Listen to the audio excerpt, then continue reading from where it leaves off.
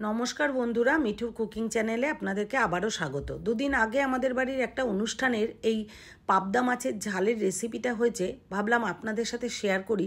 ঠিক এরকম procedure follow করে কিন্তু ঘরে রান্না করলেও এরকমই টেস্ট হবে, দুর্দান্ত টেস্ট।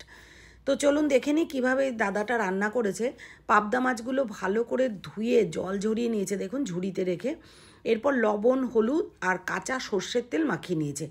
সর্ষের তেল মাখালে কি হয়, যেই মাছের গায়ে আঁশ থাকে না সেগুলো তেলের উপর দিলে চটপট করে ফাটে আর তেলগুলো গায়ে ছেটে।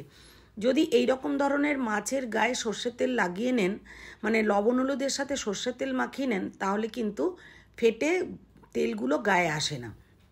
তো এই কারণেই সর্ষের তেল মাখিয়ে নিয়েছে। এবার রিফাইন্ড অয়েল গরম করে মাছগুলোকে কিন্তু যেহেতু ডুবো তেলে ভাজছে তাই একবারে দিয়েই উঠিয়ে নিয়েছে। আর আমরা যখন ঘরে ভাজবো তখন কিন্তু এপিট ওপিট করে একটু লাল লাল করে ভেজে নেব।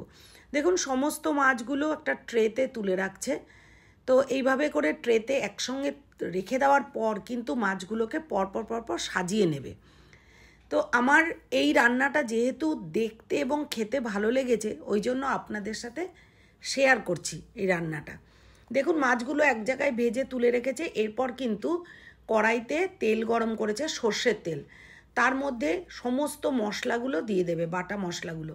মিক্সিতে কাঁচা লঙ্কা, তারপরে আদা, পেঁয়াজ, রসুন এগুলো পেস্ট করে নিয়ে এই যে তেলের ওপরে দিয়ে দিল। তার আগে দিয়েছে একটু সম্বার দিয়ে, মানে ফোড়ন দিয়েছে, শুকনো লঙ্কা, জিরে, এইগুলো তেজপাতা ফোড়ন দিয়েছে। এরপরে দিয়ে দিল শুকনো লঙ্কার গুঁড়ো এবং টমেটো পেস্ট দিয়ে তেলের মধ্যে কিন্তু খুব ভালো করে নাড়াচাড়া করছে। পরিমাণ মতন হলুদ দিয়ে দিচ্ছে, দিয়ে আরও কিছুক্ষণ নাড়াচাড়া করে নেবে। প্রত্যেকটা মশলা দেবে আর কিন্তু কিছুক্ষণ নাড়াচাড়া করে নেবে। এরপর একটা পেস্ট বানিয়ে রেখেছিল পোস্ত আর কাজু বাদাম, সেই পেস্টটা দিয়ে দিল। দিয়ে মিক্সিটা ধুয়ে একটা বাটিতে জল রেখে দিয়েছে। কিছুক্ষণ পরে সেই জলটা কিন্তু দেবে। তার আগে দেখুন আরও কিছুক্ষণ নাড়াচাড়া করে মশলাগুলোকে ভালো করে কষিয়ে নিচ্ছে। এই যে জল রেখে দেওয়া যে জলটা গামলার মধ্যে পোস্ত বাটা সমেত, সেটা কিন্তু আরও দিয়ে দিল তেলের মধ্যে। দিয়ে আরও কিছুক্ষণ নাড়াচাড়া করছে। এদিকে ট্রের মধ্যে মাছগুলো একদম সুন্দরভাবে সাজিয়ে রেখেছে। বেশ কিছু কাঁচা লঙ্কা কিন্তু চিড়ে চিড়ে তেলের মধ্যে, মানে মশলা যে কষছে তার মধ্যে কিন্তু দিয়ে দিয়েছে।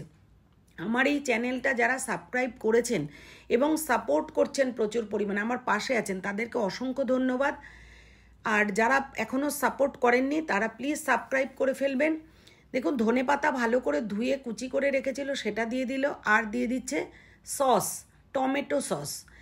স্বাদ মতন লবণ দিয়েছে আর অল্প একটু চিনি, যেহেতু টেস্টটা ঠিক রাখবে এর জন্য একদম অল্প চিনি দিয়েছে। দিয়ে ভালো করে নাড়াচাড়া করে কাসুন্দি দিয়ে দিল। সর্ষে বাটা যেহেতু দেয়নি এজন্য কাসুন্দি দিয়ে দিচ্ছে।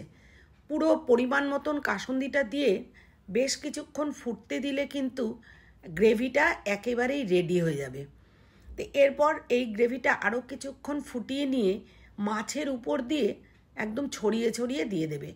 আর আমরা যারা ঘরে রান্না করব তারা কিন্তু একটুখানি ফুটতে দিতে হবে। লাস্টে দিয়ে দিল একটু টক দই, জল দিয়ে ভালো করে মিশিয়ে লাস্টে টক দইটা দিয়ে দিল। দিয়ে একটুখানি ফুটিয়েই ব্যাস মাছের উপরে ঝোলটাকে ছড়িয়ে দিচ্ছে।